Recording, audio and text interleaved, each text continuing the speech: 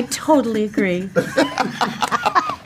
No, cut it. Life under the sea is better than anything they got going on up there. What was your favorite day on set? There's so many favorite days. I will say my top 3 would be Part of Your World sequence was so much fun to film for me. It was very emotional, it was crying, it was 3 days, but it was good. And then the other would be the tank work between Jonah and I that we had to do, which was so much fun, but also scary, and we were hysterically laughing to keep from crying the whole time. It was so funny. And then also the rap day, I think. We had reached this ending of our journey as a whole, as a collective, and we all worked so hard on this film, and just getting to that day was a monumental moment, and I think we just all patted ourselves on the back and was we really did that. The tank stuff with Halle was amazing because that came pretty early on and it was just very frightening and very bonding. Kiss the Girl, definitely. I think that was the very first thing we shot, the first thing. Which felt really special. Yeah, and it just felt like the beginning of something for us. I really loved recording with these guys and getting into the record. Imagine you get called to do a movie like this. It's very secretive, and then you get flown out to London, and you don't really know who your co-stars are. You know of them, obviously, but there was a lot of kind of meet and greets of awkward standing in oh my God, it's Melissa McCarthy, that kind of thing. And then you get in the booth, and it's this really free environment where everyone's laughing, we're all laughing together, and we became friends, so that was my favorite day, the day that you thought it was rehearsal. Yeah, I thought it was rehearsal. Our main record day. Was a rehearsal. Look, that's what happens when you're 12. Mine would definitely be when we were rehearsing Kiss the Girl. I was just about to say that was really fun. Yeah. There were all these sort of makeshift, to scale sort of sets, but Kiss the Girl is a particularly elaborate moment in the film, and they had this boat with the oars and all of the puppeteers trying to get the characters on the oars, and they're just pulling Halle and Jonah along in this boat along this track. It felt like the most bootleg Disneyland ride.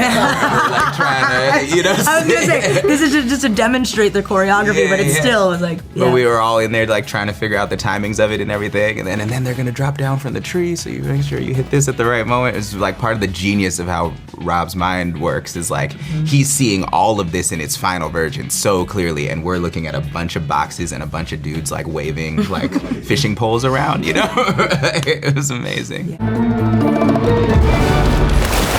Well done on your singing. What other secret skills might you two have that the fans might not know? Oh. Yeah. What are your secret skills?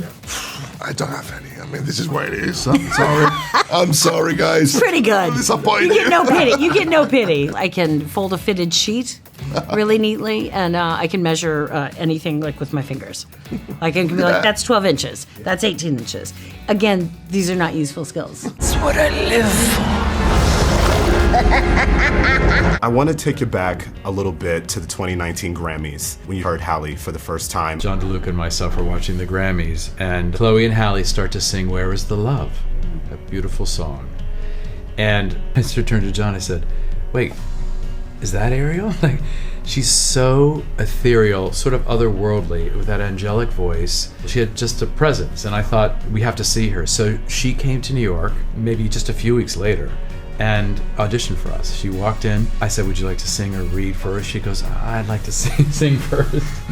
I was like, of course she wants to sing first. And she sang Part of Your World. She shut her eyes and started to sing.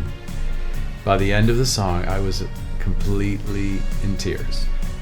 And I just couldn't believe, and I thought, wait, this is Ariel, isn't it? Wish I could be part of that world.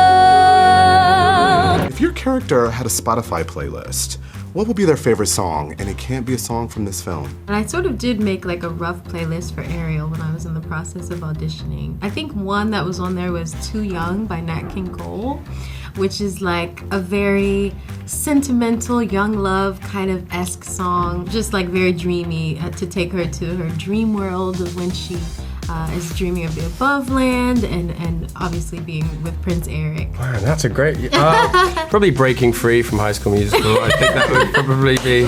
he just wants to get out, man. Yeah, I think it would be that. To the classics. Yeah, we're breaking free. Torch songy, all torchy, 50s, 60s. Drinks clinking. Sebastian's playlist is full of just old school Calypso, Lord Kitchener, yeah, Sparrow, Mighty Sparrow, just tons of Sparrow tracks all day long. I feel like it would be Venga Boys for me. Yeah. That's amazing. Maybe some Beach Boys or something, I don't know. It's okay.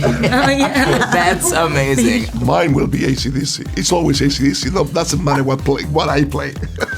From your point of view, who else do you think have a beautiful voice? Oh my gosh, there's so many amazing women. I mean, if we're talking about icons and inspirations, I think of like Whitney Houston's, the Brandys, the Anika Rose, who was there at our premiere, Kelly Rowland, Beyonce. The list can go on and on and on of just inspirations. Working with a newcomer like Halle, what did you love most? What was your favorite thing? Halle herself, her family coming to the recording sessions. It was very sweet. You know, I look at her, she's younger than my daughters and so sweet, so pretty, so talented. The emotion just rises through her voice and her face. So she was a delight that way. And then the performance, and then seeing it on the screen. Working with Lin-Manuel Miranda, who I absolutely love, how did you two develop that synergy to create these new songs? We're fans of each other. The story I tell, and it's true, he went to the Hunter School with my niece, and he was a little boy, and my sister would tell me, oh, this is a boy named Lin-Manuel Miranda, and he wants to know about, because he had questions about Little Mermaid, and could you sign this poster? And years later, this is, in the Heights, and Lin-Manuel, that's the same kid. Yeah. And then I went to see him backstage, and we became friends, and then came Hamilton, which was like, wow.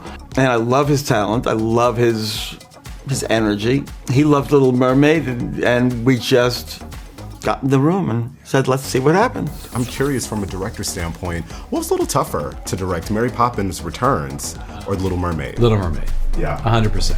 Because it was sort of like, how are we going to do this? How do you do an underwater musical? How do you do a massive production number with one live actor, like Under the Sea, right? Everything else is like creatures, I mean, my idea, I actually stole an idea from Walt Disney. He had worked with when he was doing Fantasia in the 40s, he worked with the Ballet Russe company to create that whole Nutcracker Suite sequence where they're playing flowers and snowflakes and mushrooms and that kind of thing. And I thought, that's what I need to do. I need to bring over a company of dancers. And so I brought the Alvin Ailey Foundation over. And I worked with that company to create this musical number because, while Disney had used the Ballet Russe as their template for their animators, and I thought, we'll do the same thing for our CGI animators. So because we wanted photoreal actual sea creatures, we chose real sea creatures, and then the dancers danced as those creatures. It was so great to have their bodies to work from to create this, massive production number. This is the new Little Mermaid doll. I am literally choking up. How did you feel to hold your own Barbie? Like, I just have to ask. That is crazy. Still insane to me today. I mean, I don't know what's going on, honestly. I saw the Barbie doll and I just cried. I got a big box sent to me from Disney of all the merch so far, and I opened the box not knowing what was in it, and I sat on my floor and sobbed for like 45 minutes straight. Like, it's just an incredible feeling. It's very surreal. It's like, is this happening? So I'm just grateful. And look, she even has my mole. See? You two had quite a few scenes together, as we all know. I'm curious, what do you think the other person brought specifically to this film? Well, I have to say that the day that we were shooting this scene, there's a moment where she turns around me and I heard her talking on my back while I'm watching my daughter. And when I was hearing her say the lines, I had like goosebumps in my spine because I knew she was doing something very, very precise and very rich. But it was a moment where she was having her revenge. And she was so deep into the emotion of having the revenge that she deserves. And that, in comparison with the joy of portraying this huge figure like Ursula is amazing. Like how she puts those both things together. It's amazing. Yeah. I don't know. You don't need to say anything. It's fine. What if I was like, I totally agree? No, and cut it, please, and send it to my parents. No, I mean, it's what you always bring to roles, which is always completely different, but it's the truth, and it's vulnerability, and it's showing, like, to see a father love a daughter so much and be so scared of how to not really know how to love her and to know you're doing the wrong thing, and that fight within yourself as a character, because you saw the disappointment, and yes, you lashed out and you would be harsh to her, and then you saw it wasn't said, it wasn't talked about. You see it because everything shows on Javier's face, and you feel what he feels. You felt him mad at himself because of what he'd done, and then you're watching this inner turmoil and this conflict between a real person, and everyone can relate to that, and suddenly you're like, I have done that, I've done that, like, and all of a sudden everybody is connected, and it's what tethers us, and that's what someone like Javier can do in every part. It's you see a little bit of yourself.